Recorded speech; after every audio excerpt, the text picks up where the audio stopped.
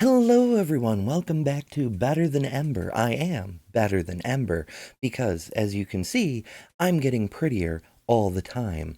If this is your first stop here, I make LGBT, pro-science, and pro-reality content with new videos at least once a week. So do be sure to hit that subscribe button if you enjoy that sort of thing.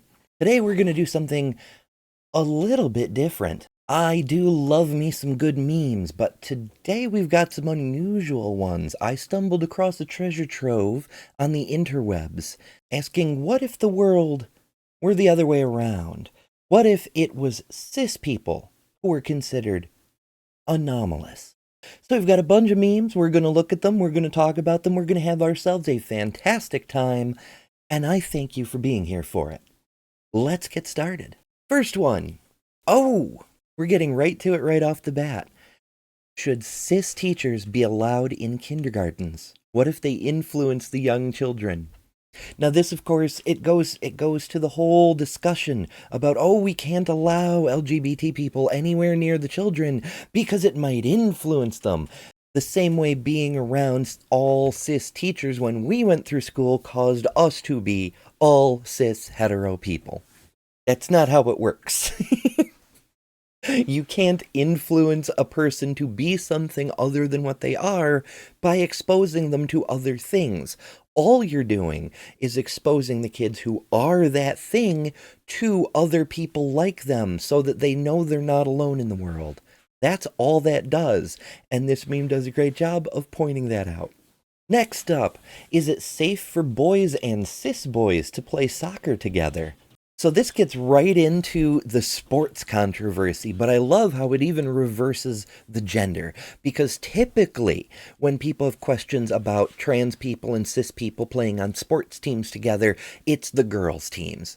Which is weird because the people who bring that up never seem to know anything about women's sports. They don't care about women's sports. They don't care about women. They just want to make life difficult for everyone. But that's neither here nor there. In this case, we're asking about the boys. So is it fair? Is it safe? Is it practicable for cis boys to play on the same team as normal boys? Now, of course, we'd have to be careful. We would have to use caution. Because, as everyone knows, cis boys have an unfair biological advantage over normal boys.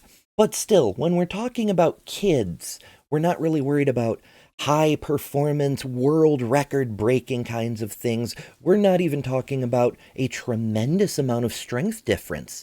So, really, I don't see a problem with it. I say let the kids be kids. Let them play. Next one, pile of newspapers.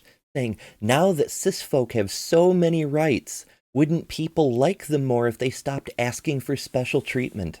That's a big oof, because, again, reversing the situation, we hear this sort of thing a lot. Oh, what rights don't trans people have? You know, aside from the ability to go to the damn bathroom. But reversing it this way, cis folks have always had all the rights, and yet the gender criticals are still demanding special treatment because they happen to be cis. They want special rights that cause demonstrable harm to other people, including other cis women who get ejected from bathrooms or arrested on suspicion of being trans. Oh no! It's absolutely ridiculous, but it is causing real problems. So, looking at it from this perspective, yeah, people might like the cis a bit more if they stopped asking for all kinds of special treatment. And, you know, just let people be people. Next one. The new school librarian keeps buying books with cis characters. Should I be worried about her cis agenda? Now, this one is perfect. It is a perfect reversal because with all the issues about book bans and school libraries being stripped of content for review and all this crap, it's always to try to remove African American characters and LGBT characters because we're worried if we expose the children to these things, they might become African American or they'll be unduly influenced by the LGBT agenda. When obviously, just as with the first one, we have been exposed to nothing but cis characters our entire lives, and it did not change us even a little bit. All it did was make us, when we were children, feel more isolated, like there was something wrong with us. If we were to reverse the situation, should we be pulling all the books with cis characters out of the schools so we don't expose the children to that kind of nonsense, that kind of immoral behavior and lifestyle? Next one. We've got us a court scene. We've got a gavel. We've got the scales of justice. You know, what every judge has on their bench. And it says, does the law have a legitimate interest in protecting children from cis influences in the years when their gender identity is formed? All of us queer folk, the L's, the B's, the G's, and the T's, and all the others, we were surrounded by constant cis influences growing up, and yet we're still here. So it didn't change who we are. And showing LGBT content, showing African American characters, showing other kinds of people exist to children helps improve their sense of who is a real person, improve their understanding of the value of diversity, and show the kids who are different that they're not alone. The next one, it's a bundle of flowers. It's got a nice little thank you card. It's very sweet. We love to see it. And it says, friendship and understanding. To all the normal people who make an effort to use the correct pronouns for cis folks, let me be the first to say, thank you.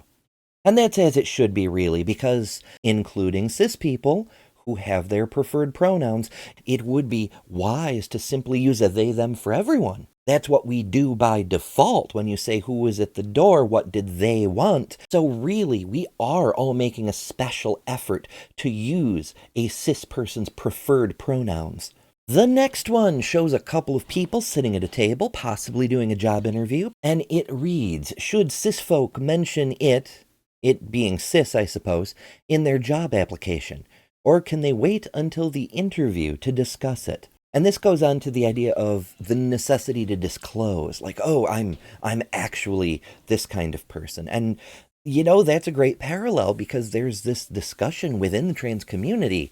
Should you disclose? At what point should you disclose? Who do you disclose to? Who has a right to know? Should you tell your partner on the first date for your own safety? Do you ever have to tell your partner because no one is entitled to your medical history?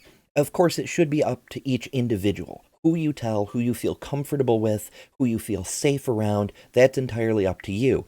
I just like to point out that there is no cis person on this planet who feels the need they have to disclose the fact they're cis to a potential partner or a potential boss. It's just something to keep in mind. The next one, a little girl holding a camera. Oh, it's so cute. As many of you know, I was a professional photographer myself. I love to see people holding cameras. And the text reads, my niece is still wearing dresses at 5. Shouldn't she have grown out of her cis phase by now?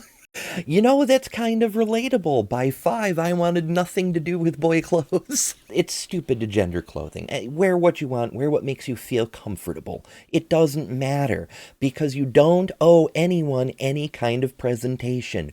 Wear what you like. That said, there is still that social influence from the outside. There's all those people who are saying, this is girl clothes, this is boy clothes. It's not the clothes that make you a boy or a girl. It's the society saying, these are clothes for boys, or these are clothes for girls. So if you wear these clothes, that's what you are. That's why some of us are drawn to one style of clothing or another. Next one, loopholes. Instead of saying, cis folk existing makes me uncomfortable, say their lifestyle choices are questionable. Then they can never call you a bigot. So this is a play on the whole right-wing thing where they pass around little tips of ways to phrase sentences so that you can say hateful things but no one can really call you out on it. So if being trans is a choice, then being cis is also a choice. Why would you do that to your family? Think of the children. Next one, we've got a picture of a swimmer. I wonder where this is going. And it says, in other news, a cis swimmer won a race. How will the sport ever survive? Oh, that's a reference to a certain trans person we've heard of. And yeah, she won one race.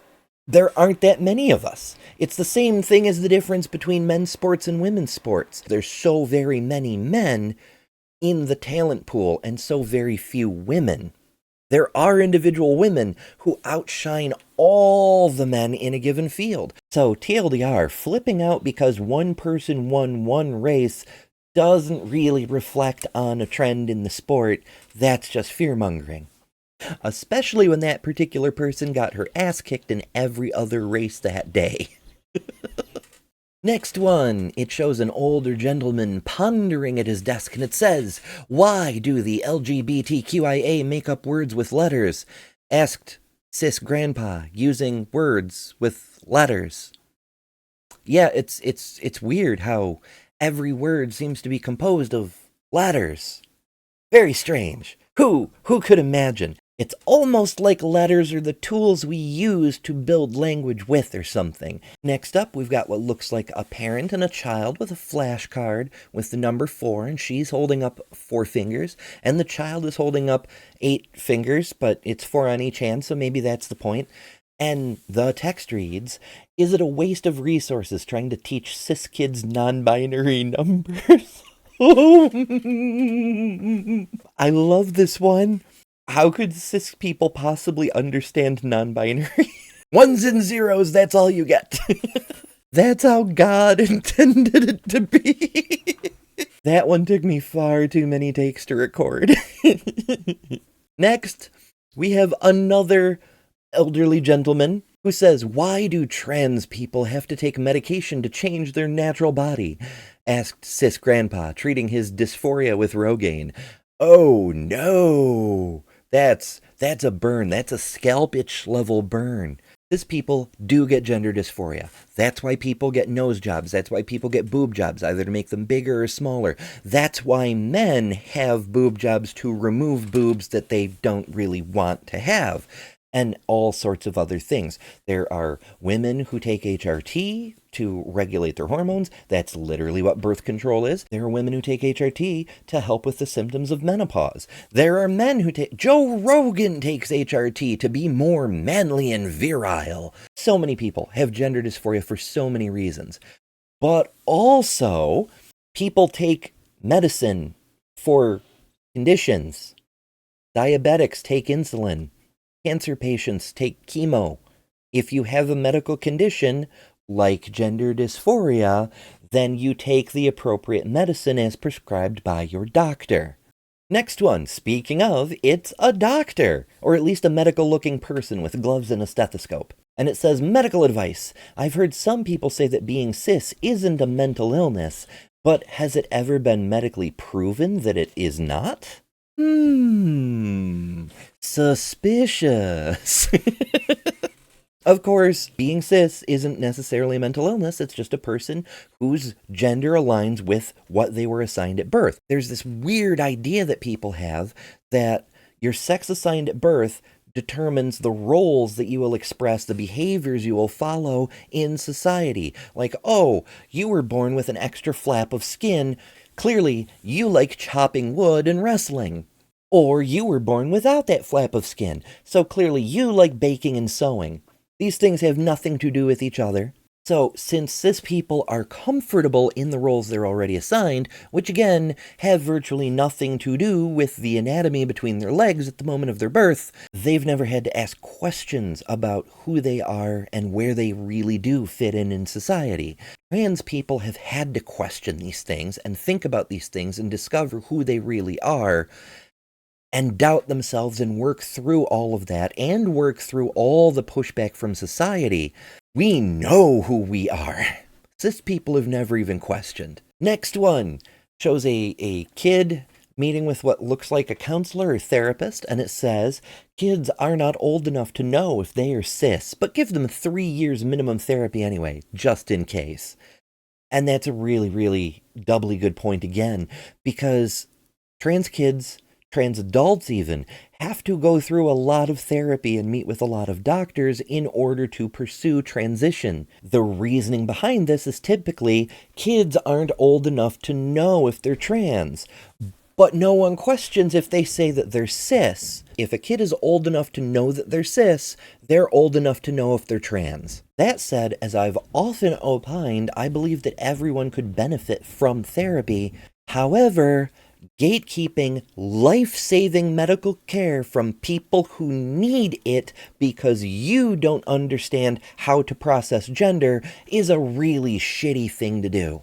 And last one for today. It shows a city skyline. I fear there is a cis student in my gym class. Who should I call? That's a very Karen thing to do. Oh no, there's black people on the street. I should call the police. And this, of course, is a play on the trope of, oh no, there's a trans student in the class with my child. Whatever shall I do? The same thing you were doing before, because it's none of your business and it doesn't affect you at all. Ta-da! Karens are never satisfied, are they? They have to talk to the manager. They have to call the police on the manager. They simply have to get their way and force it on everyone else, which is really, really ironic when you think about some of the things the transphobes out there say. So yeah, it really makes one wonder what the world would look like if the shoe were on the other foot and it was the cis people being oppressed by default or intentionally out of ill will, ignorance, misunderstanding, and misplaced fear. But also, some of these were just plain funny. I hope you enjoyed. If you did, please take a second to hit that like button. Consider subscribing if you'd like to see more stuff of all kinds dealing with all these sorts of things. Leave a comment if you'd like to see more memes, more serious things, more science, whatever you want to see. Let me know what you want to see because I have so many more videos to make. If you want to support the channel, there's a bunch of ways down in the description.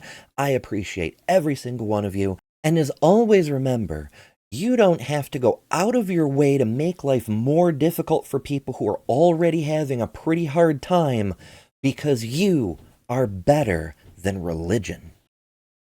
That's all you need. That's how God created. That's how God. That's how. That's how.